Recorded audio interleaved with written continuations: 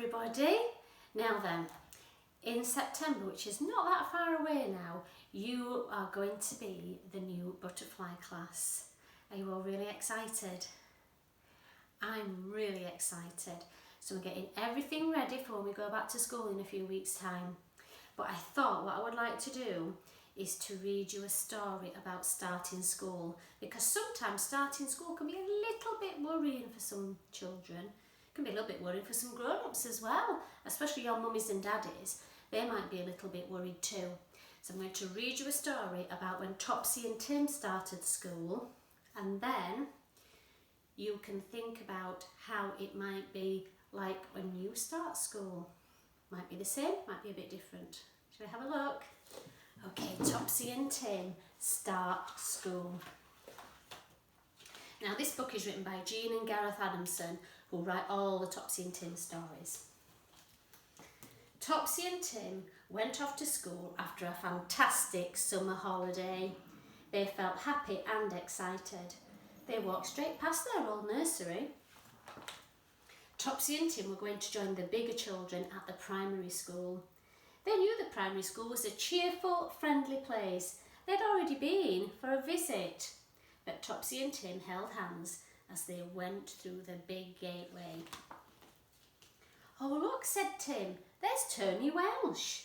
"Hi Tony," called Topsy, but her voice came out not quite loud enough. The primary school was much noisier than their old nursery. Some of the bigger children did look very big. Topsy and Tim soon met several of their old friends, as well as Tony. Miss Terry was Topsy and Tim's class teacher. She showed them where to hang their coats and bags, and each peg had a different picture by it. "Remember your special picture," said Miss Terry, "and then you'll know where your peg is."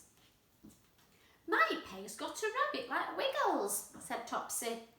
Tim's peg had a picture of a black umbrella. He wasn't sure he could remember an old umbrella. "Oh, girls always get the best things," grumbled Tim. Mummy took Topsy and Tim into their new classroom. "There's Tony again," said Topsy, and they went to see what he was doing. Tony was busy doing a jigsaw puzzle. "Would you like to do a jigsaw puzzle too, Topsy and Tim?" said Miss Terry. Topsy and Tim found plenty of interesting things to do.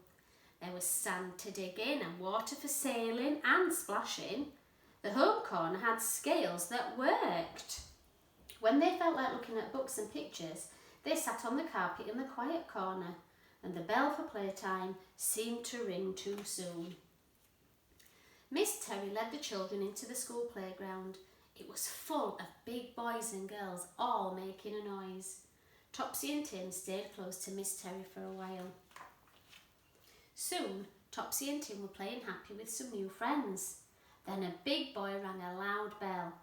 Everybody stopped playing and stood in lines to go back into school. Dinner was served by two jolly ladies, Miss Knitting and Mrs. Pie. At least Topsy and Tim thought those were their names. Topsy was astonished to see Tim eat all his greens. Afternoon school was more like their old nursery. Miss Terry gathered all the children round her, and they sang some clever songs with actions. When it was time to go home, Topsy and Tim went to put on their jackets. "I can remember my peg picture," said Tim proudly. "It's an umbrella." But Tim's peg was empty. Tim was upset. "Never mind, Tim," said Miss Terry. "This often happens. I expect someone has knocked your things down and put them on the wrong peg by mistake." "Here's your jacket," called Andy Anderson. "Did you enjoy your first day at big school?" asked Mummy on the way home. "Of course we did," said Topsy and Tim. So Topsy and Tim had a lovely first day at school, and I'm sure you will as well, but this book is a little bit different to what happens at our school, because you will come into our school and the gate does seem big and the playground will be full of boys and girls, but your mummies and daddies are not allowed into the classroom with you.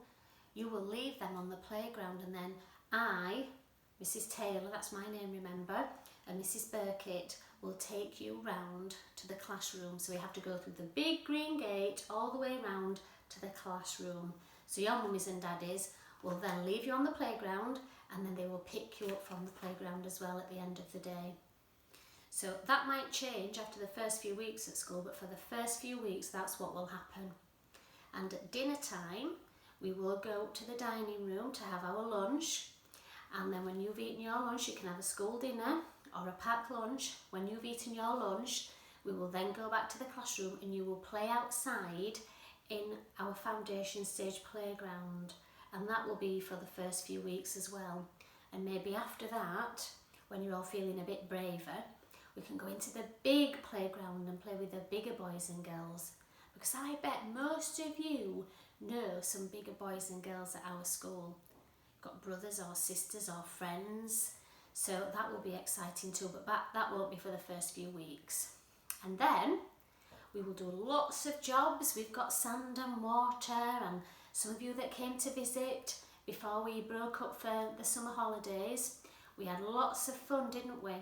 And can you remember our rules? Do you remember our rules that we had? Choose it, use it, and put it away. The next one was to have fun, and the last one was if you need the toilet, go. So they were our 5 rules of being in the butterfly class. Okay, now then, I want to say bye for now, and I hope you enjoyed the story, and I will see you in September on your first day at school. Bye butterflies, have a lovely rest of the summer. Bye.